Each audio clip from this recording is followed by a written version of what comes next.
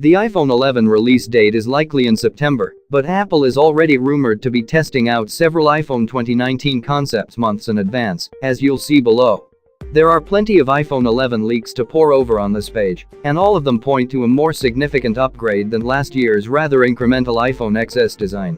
It may not be a radical top-to-bottom change considering the iPhone X redesign launched in late 2017, but the rear camera may get a big upgrade if you turn your attention to the back of every new iPhone 11 concept we've seen. That's good news because Apple isn't selling as many iPhones as previously forecast, so its next flagship has to wow everyone or come down in price to stay competitive.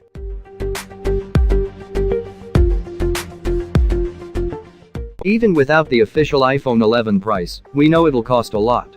After all, Apple priced the iPhone XS and iPhone X starting at $999. We could see identical prices for the iPhone 11. With news that Apple isn't selling as many iPhones as it previously forecast, there's a chance the iPhone 11 price will offer a more affordable look, although we reckon a price freeze, rather than a reduction, is a more likely move by Apple. It could mean good news for the successor to the well-received iPhone XR, with the main complaint about the first handset being it was still a little steep price-wise. If Apple can reduce the price on the iPhone 11R, it may help soften a lofty iPhone 11 price tag.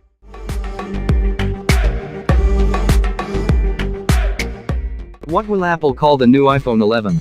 It's a puzzling conundrum, and there are a variety of different options for Apple to potentially pick from. It seems Apple has backed itself into somewhat of a naming corner with the recent XS, XS Max and XR monikers, so where does it go from here?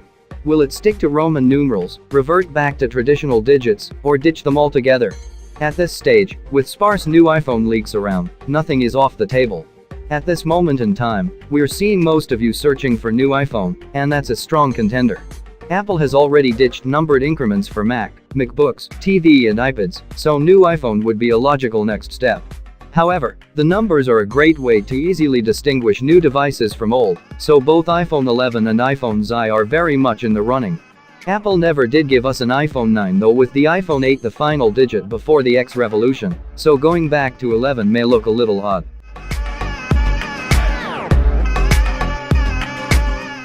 The iPhone XS and iPhone XS Max are great smartphones, but there's always room for improvement, and human nature desires more every time, which means Apple needs to shake a few things up.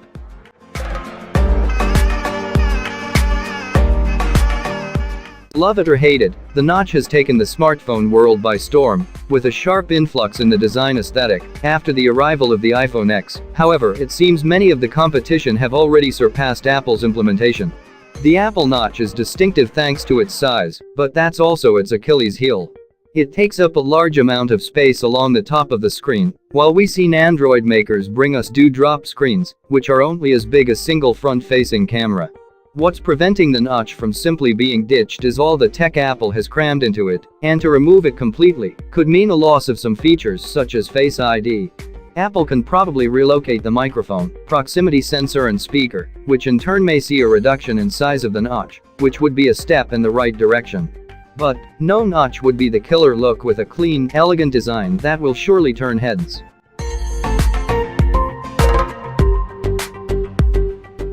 The current design of the XS and XS Max is fantastic, solid, premium and sleek. It's one of the most desirable looks on the market, so is it cheeky of us to ask for something new? We don't think so. Apple's used the same design for the past 2 generations, and to avoid the new iPhone 11 being branded another incremental update, a fresh new look would help. If Apple does ditch the notch as we've so very kindly asked for above, that would be the first step towards a new design, but we'd like to see it go further. It's already removed the headphone jack and home button, so our focus is now on the alert slider, volume buttons and power key.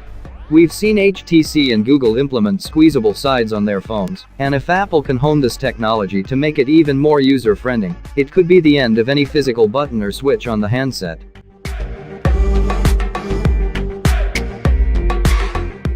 The iPhone XS provided an improvement in battery over the iPhone X, but as we noted in our review, it's still a long way from the best on the market. It's time Apple really got to grips with battery life, giving the new iPhone 11 a power pack that will see it comfortably through one day and into the next, without a panic about finding a charger overnight. Battery technology isn't going to give us the multiple days of battery life we saw from feature phones back in the early 2000s, but an iPhone that could stretch to 2 days from a single charge would really get people talking.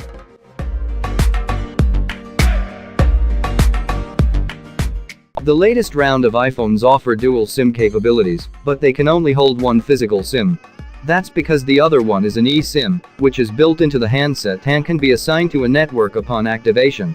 Having to slide a SIM card into a new phone feels rather old-fashioned in 2019, so we'd like to see the physical card ditched in favor of a dual eSIM setup in the new iPhone 11. We'd also want an easy-to-use setting that allows us to easily jump onto a network of our choosing at a tariff of our choice, and, more importantly, be able to easily switch to a different network when our current deal expires. Plus, it would also mean the removal of the SIM tray, allowing for a sleeker design, and potentially freeing up some precious additional space inside the handset for new features or more battery. This is only partly on Apple, however, as carriers around the world would have to fully support eSIM technology, and at the moment only a handful do so. However, with the introduction of 5G in 2019, and the presence of eSIM already inside one generation of iPhone, this ask isn't totally out of the question.